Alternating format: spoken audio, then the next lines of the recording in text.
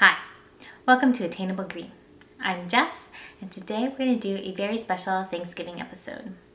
I'm going to do an orchid tag about plants I want but can't have. But first, I want to preface with a very short message.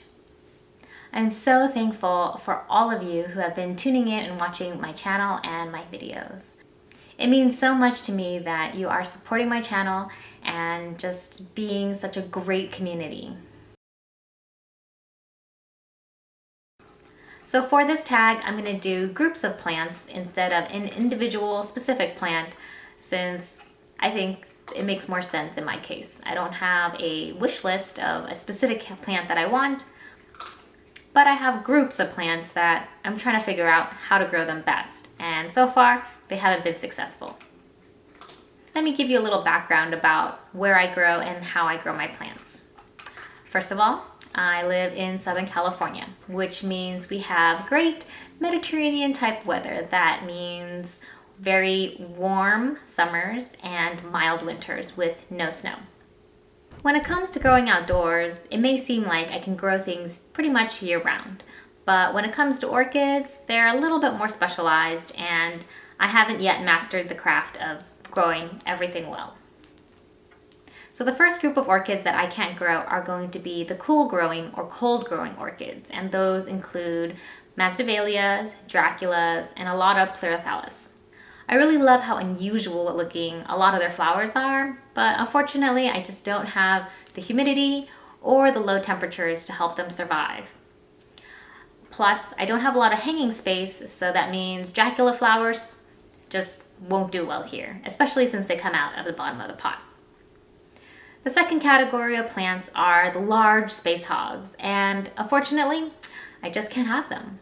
Those are the Cymbidiums, the Vandas, and the Grammatophyllums. I just love how beautiful their flowers look and how dramatic they can.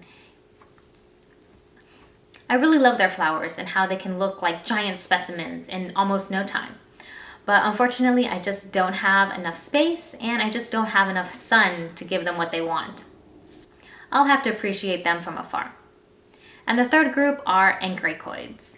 I just discovered these this past year, and I love their white flowers and how night fragrant they are.